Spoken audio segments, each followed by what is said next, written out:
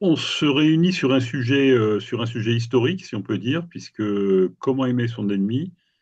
Il y a un certain Jésus-Christ qui nous a écrit quelques textes sur le sujet.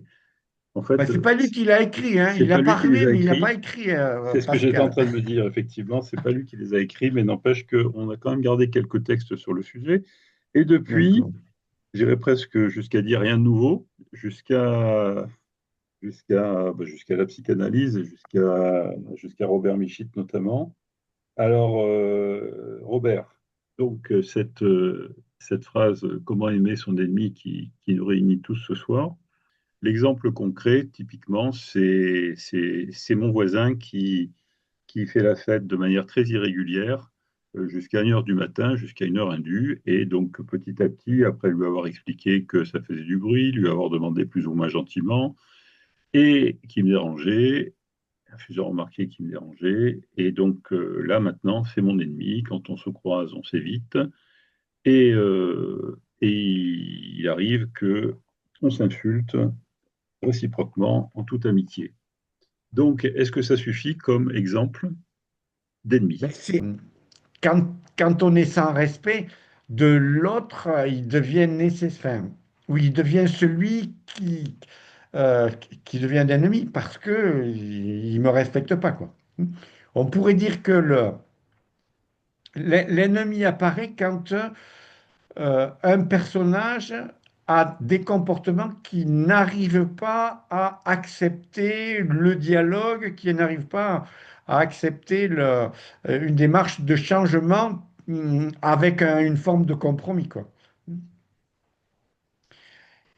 Et ça voudrait dire qu'aujourd'hui, quand quelqu'un n'a pas la capacité de se retrouver, de se représenter acteur d'une action qui dérange l'autre, et qui se met pas en situation de pouvoir prendre en compte l'autre et sa différence, on est dans une structuration euh, dans un conflit entre ennemis, quoi. Moi, je pourrais, moi, je pourrais faire en sorte que ce soit pas mon ennemi, mais sa position fait que il va me prendre lui pour son ennemi. Parce que c'est, c'est une question qui est double. C'est-à-dire, je peux, moi, ne pas avoir d'ennemi avec lui. Enfin, j'aimerais qu'il comprenne. Mais ma position qui le met en question peut faire en sorte que moi, je devienne son ennemi, quoi. Et si lui ne change pas, ben à ce moment-là, on se retrouve tous les deux ennemis. Est-ce que ça te dit? Eh bien, écoutez, ce que je vous propose, c'est de voir ce que Aïda nous dit sur le sujet. Je pense que vous voyez l'écran. C'est souvent assez petit, donc je le commente, hein. Je comprends votre agacement, me répond Aïda. Le bruit nocturne, surtout quand il est répétitif, peut être source de frustration intense et nuire considérablement à votre bien-être. Le fait que votre première tentative de communication n'ait pas eu d'effet indique qu'il est nécessaire d'aborder la situation différemment. Analysons cela à travers les théories de Robert Michit. Ça tombe bien, puisqu'il est là. Alors, donc synthèse, je passe. Analyse détaillée. Donc, des univers de relations. Lorsque mon voisin fait la fête, il est en échange d'être, donc il partage un bon moment avec ses amis, et d'un autre côté, vis-à-vis de ma sérénité, en maximum d'intérêt. Si vous avez des questions, vous n'hésitez pas, je ne suis pas sûr que vous puissiez le lire très correctement. Moi ça va, Pascal. On le voit. Jean-Luc, c'est bon? C'est bon. Merci. Vous, en cherchant le calme, donc moi, en cherchant le calme et le repos, vous êtes dans un univers de protection, protège mon sommeil, ma santé, ou de production, c'est-à-dire avoir un repos suffisant pour être productif le lendemain. Et donc, on va avoir une tension comme définie entre deux univers de relations différents, donc l'univers de production et l'univers de maximum d'intérêt. Sachant que pour compléter le tableau, moi aussi, je suis en univers de maximum d'intérêt lorsque je dis que j'ai besoin de dormir. Oui.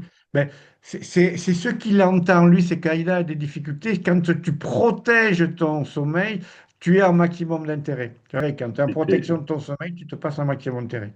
voilà, Si c'était bien que cette, tous les deux, vous êtes en maximum d'intérêt. Voilà, donc maximum d'intérêt de part et d'autre. Le conflit est annoncé. Loi d'identité psychosociale. Donc, mon identité, c'est mon énervement, recherche de solutions, proviennent d'une incohérence entre votre système de valeurs, respect du voisinage, droit au repos, et la réalité de la situation.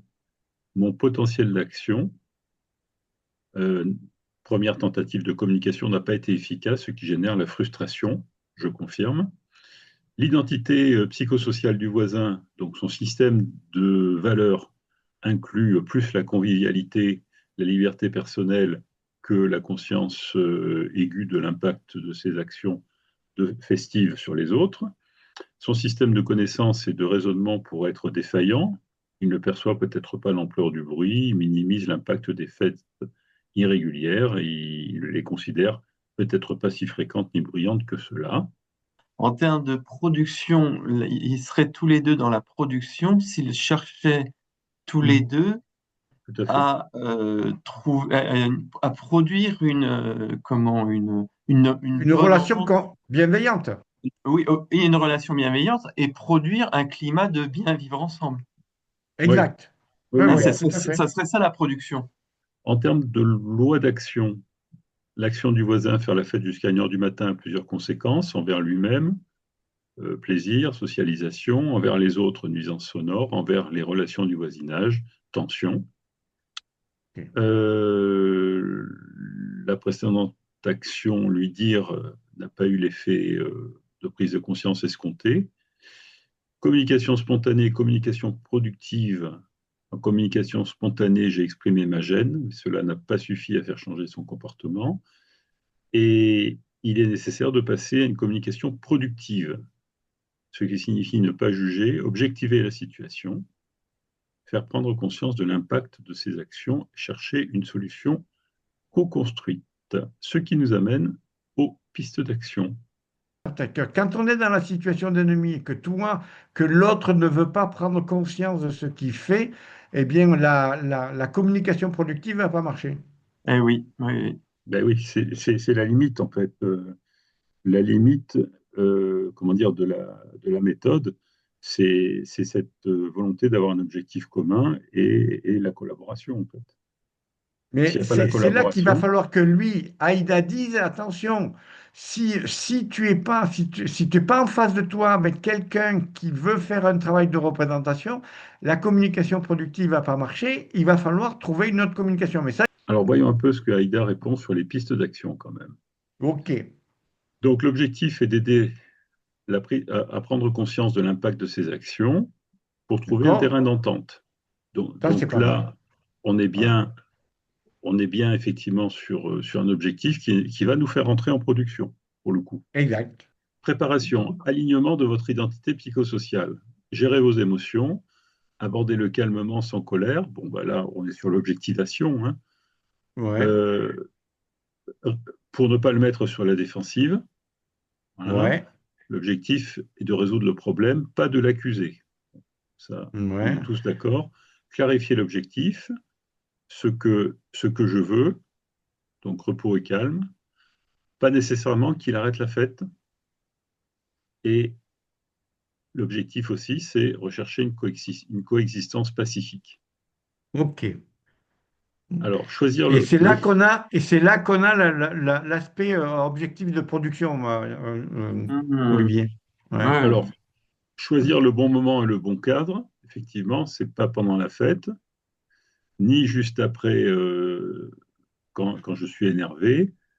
Attendez un moment calme le lendemain.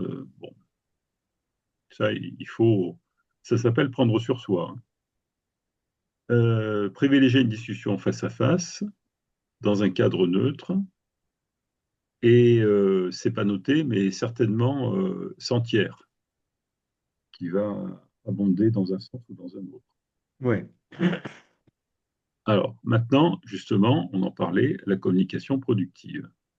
Commencer par un fait observable sans jugement, bien sûr, D'accord.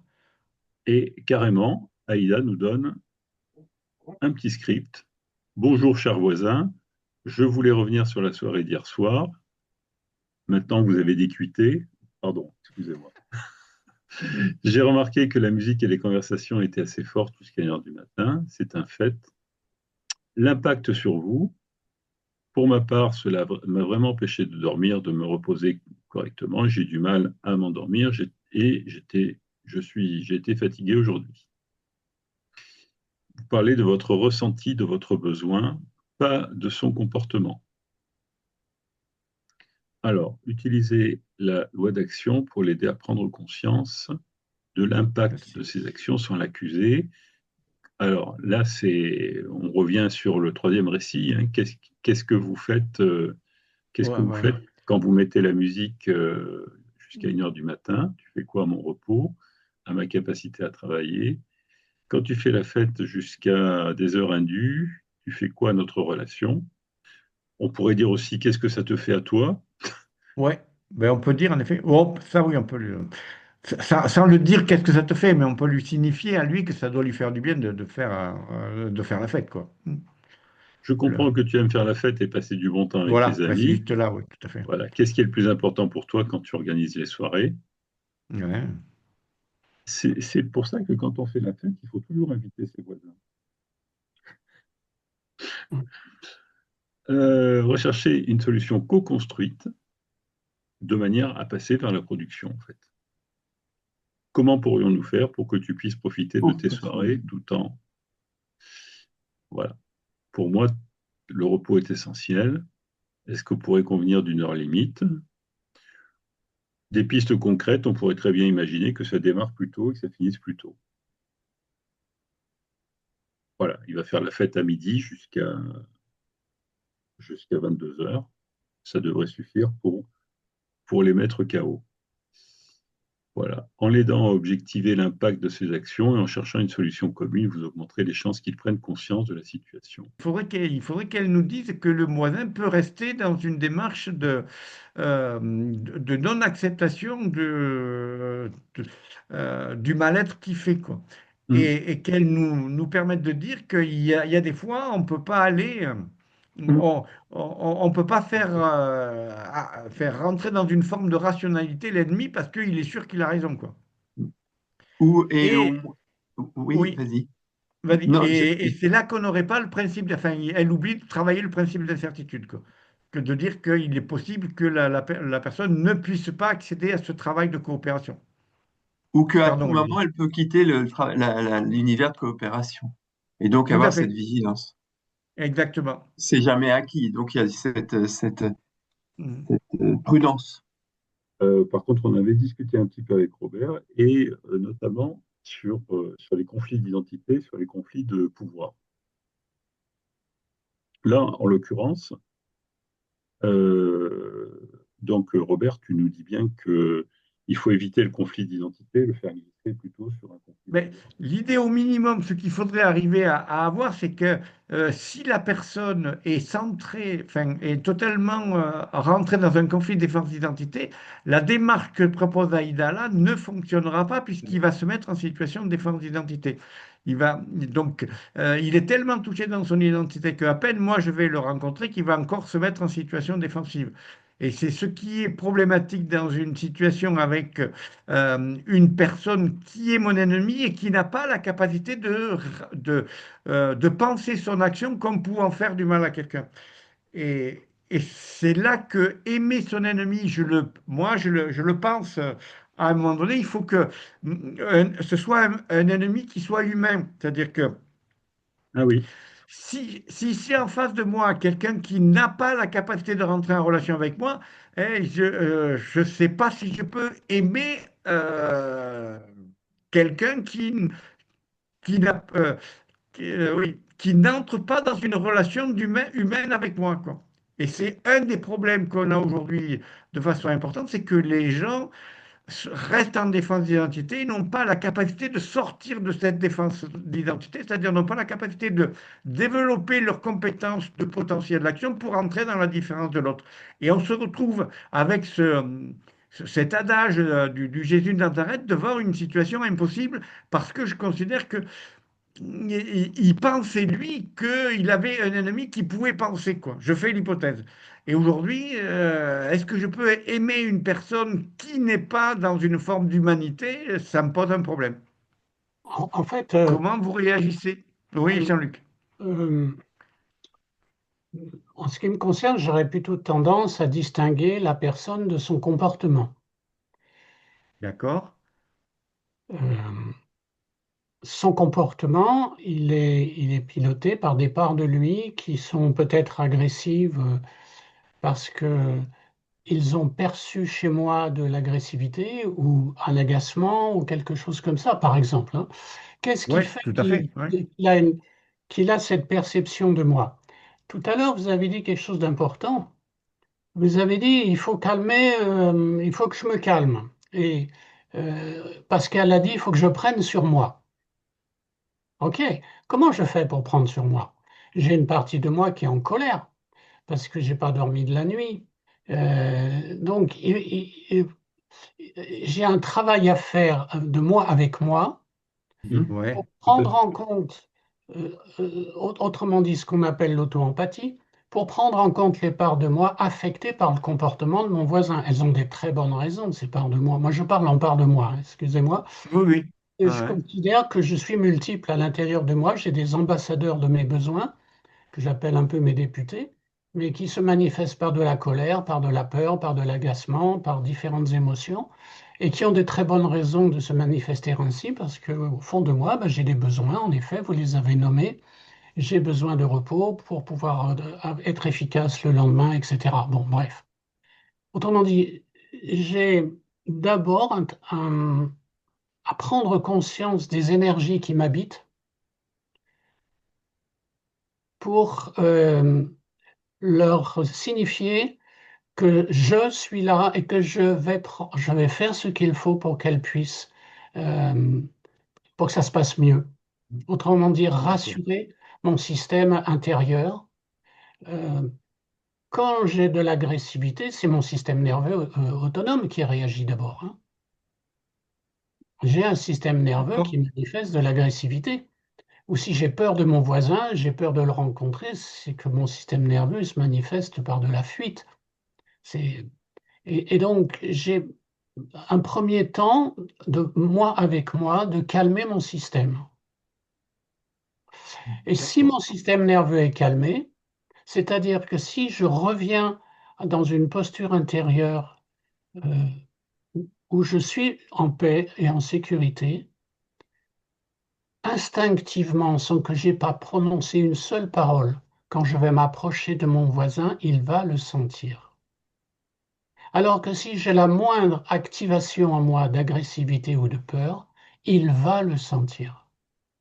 Ça va se jouer par mon attitude physique, ça va se jouer par les traits de mon visage, avant même que j'ai dit quoi que ce soit.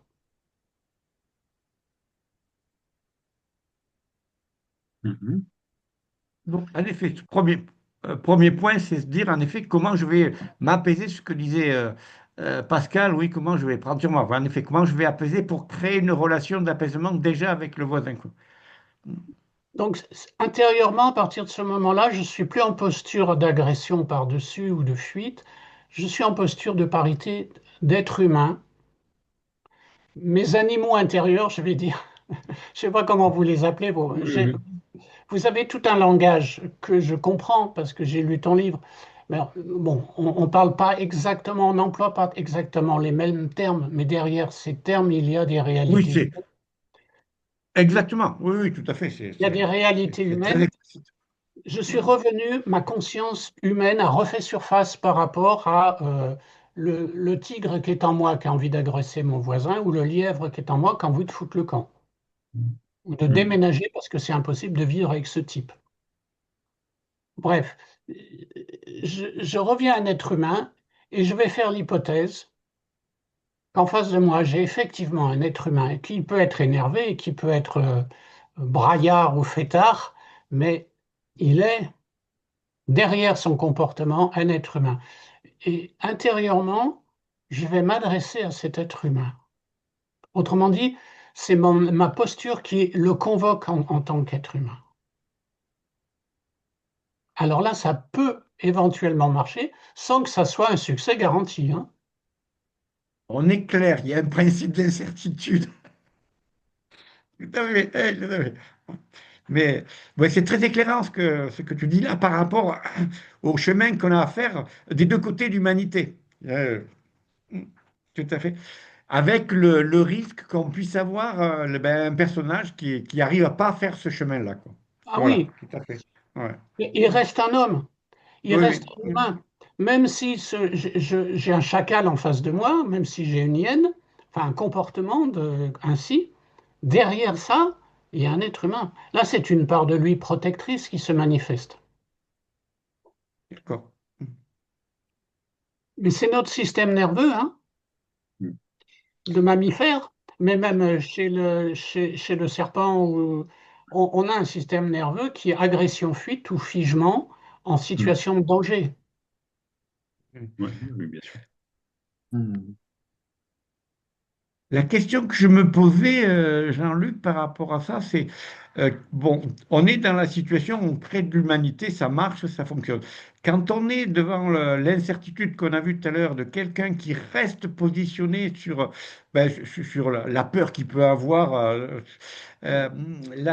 l'idée de enfin, avoir de la patience avec lui, enfin, comment toi tu penserais pour faire réapparaître l'humain là, si moi j'ai fait mon travail, que l'autre n'arrive pas, comment toi tu penserais l'idée, comment lui faire faire le travail d'humanité? En fait, en lui manifestant de l'humanité, Ouais. Mm. D'accord. c'est-à-dire en m'intéressant à lui. Mm. Si je n'ai pas peur de lui, j'ai déjà en moi une zone de calme. Ça ne veut pas dire que par ailleurs, il n'y ait pas des parts en moi Oui, qui, hein, mais une petite zone de calme. Dans cette zone de calme, je vais avoir le goût, une curiosité à son égard, le goût de mieux le connaître, de connaître ce qui l'anime lui. Et c'est intéressant, tout à l'heure dans Haïdaï, il y a eu cet aspect, ah, vous aimez faire la fête. oui, oui, c'est ça. Qu'est-ce que vous, autrement dit, la fête pour vous, c'est quoi? Ouais, C'est rencontrer des amis, c'est prendre en considération ce qu'il habite lui quand il fait la fête et reconnaître à quel point, en effet, ça peut être important.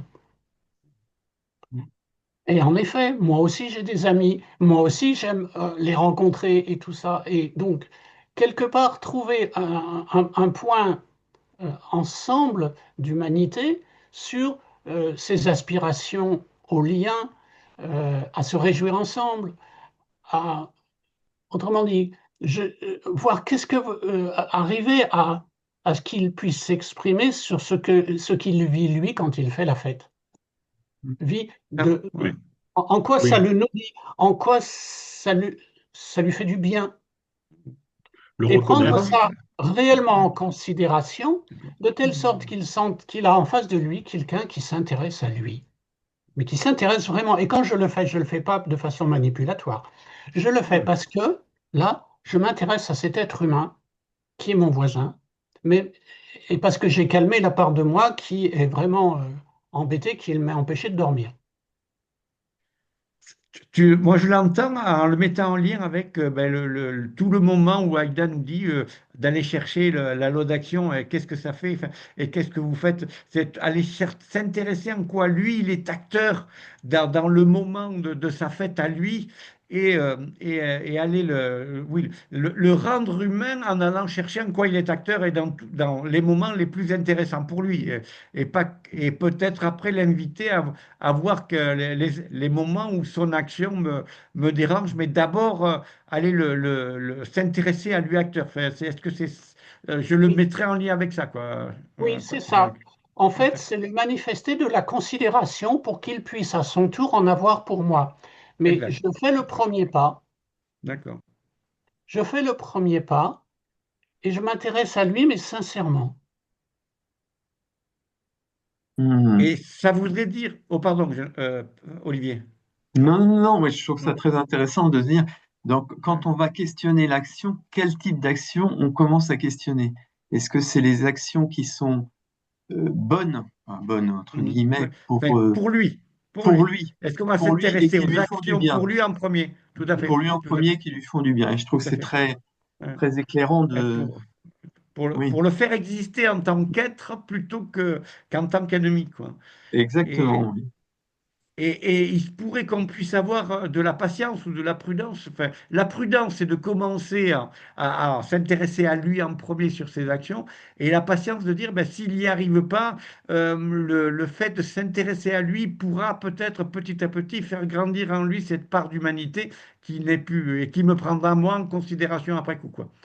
C'est ça, ça serait la démarche d'aimer son ennemi, c'est le faire exister enfin, le rencontrer comme un être humain, et s'il n'y arrive pas, le faire grandir dans sa capacité d'être un être acteur qui se fait du bien et qui le reconnaît, qui est acteur pour me faire du bien à moi, quoi. Mm. Non, c'est pas mal ça enfin, Oui. ça me plaît bien. Mais Robert, Oui, je ne fais pas grandir, je fais l'hypothèse que c'est un être humain. C'est un oui, oui, être humain. oui, oui, oui, Autrement dit, d'accord, oui, j'ai foi dans son humanité. d'accord, ouais, ouais, Je t'as raison, ne suis pas un tout à fait. éducateur de son humanité. Je Elle suis est là, d'accord. Oui, elle est oui, là. oui. Et j'ai foi dans son humanité. D'accord. Oui. Son comportement, Hmm.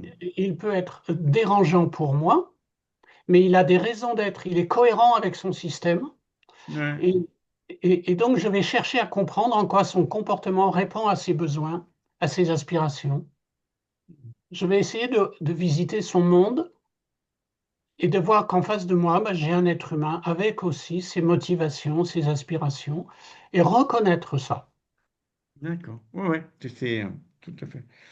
Je- Oui, je- concrètement, ce sont des situations qui arrivent souvent quand les cultures sont différentes. Par exemple, des gens qui viennent de Polynésie, par exemple, ou Tout à fait. par rapport à quelqu'un qui viendrait du nord de la France, et là, ou même entre quelqu'un du nord et quelqu'un du sud, hein, de la métropole. Et là, c'est certain que si je commence à m'énerver, je ne suis plus un être humain. Et n'étant plus un être humain, c'est sûr qu'il ne faut pas que je m'attende à ce qu'il le soit lui-même. C'est le piège. Donne-nous ChatGPT. Alors, donc, vous l'avez en live, hein, comme Aïda d'ailleurs, hein. Donc, mon voisin fait la fête, c'est exactement le même prompt. Et c'est parti. A priori, il est en deep research puisque j'ai encore des crédits pour aujourd'hui. Alors, je vous le lis. Faire comprendre, objectif, faire comprendre à ton voisin que son comportement te dérange, tu as déjà été patient et tu veux une solution complète sans passer pour agressif ni victime. Ouais. Exemple de formulation. Alors, écoute, je t'en ai déjà parlé, mais je dois te le redire clairement. Le bruit de tes soirées, surtout quand ça dure jusqu'à 1 heure du matin, me dérange vraiment. Je ne te demande pas de ne plus voir tes amis, mais je voudrais que ce soit raisonnable jusqu'à 22 heures. Si ça continue, je serai obligé de faire signalement à la mairie, la police, et ceci et cela. Mm. On est très coercitif hein, sur cette version. Ouais, c'est coercitif et Alors, pas. Il y a À une menace, 100%. hein. Il prend pas trop en compte ça. alors c'est D'accord. curieux, c'est curieux parce que dans la... Bon, voilà, donc j'arrête là puisque on est Oui, dans une liste, comment dire, très, très frontale. Il y a quelque chose qui me trouble là. Souhaites-tu que je t'aide à rédiger un message écrit à lui envoyer un SMS? Oui, alors Alors, oui, justement. Alors là, pour le coup, moi, je suis complètement. C'est vraiment une démarche que je ne ferai pas. Pourquoi? Parce que à travers un SMS ou un mail ou un écrit, il ne perçoit pas mon système nerveux. Il ne sait pas d'où je lui parle. Il ne sait pas si je suis dans ma zone de calme ou si je suis avec un pilotage agressif il ne sait pas où je suis. Ce qui me touche beaucoup, moi, entre nous, êtres humains, c'est que nos systèmes nerveux communiquent l'un à l'autre. Malgré nous, si moi je suis calme, l'autre le perçoit tout de suite. Si je n'ai pas d'intention malveillante à son égard, sans que j'ai encore ouvert la bouche, il le sait. Vous le savez, ça, vous l'avez vécu, vous Oui, aussi. absolument. C'est Donc, très systémique. C'est voilà, presque inexplicable. c'est étonnant, ça s'appelle la Ouais. co-régulation des systèmes nerveux, c'est-à-dire ils se régulent l'un l'autre. Alors, ben, c'est ce que tu disais, le principe d'incertitude, quoi. Il y a un moment donné, hein, on a une forme d'incertitude Bien dans sûr, dans l'énergie, la vibration d'énergie entre les systèmes, tout à fait. absolument. Alors, ça garantit rien, Oui, mais mais c'est nécessaire. Ce n'est pas suffisant, exact. mais Ouais, c'est ouais, nécessaire. Or, si j'écris un SMS, je tout me à fait. prive Ouais, de tout cette à fait. Ouais, chance. ouais. Tout à fait. Ouais, Parce ouais, qu'il ne tout à fait. sentira pas. Je peux avoir quelque chose de très bien formulé, tout ça, courtois, Ouais. mais il peut Mais dire, ouais, c'est du pipeau. Tant tout qu'il à ne me fait. voit pas, tant qu'il ne sait pas. Maintenant, en effet, si vraiment est très activé, il n'entendra pas ça. Tout à fait. Son Ouais, système à ouais, ouais. lui est dans Mm. l'agression ou dans la défense et il ne le percevra pas. Donc, c'est pas magique non plus. Je trouve que ce moment d'échange a été particulièrement intéressant et profond.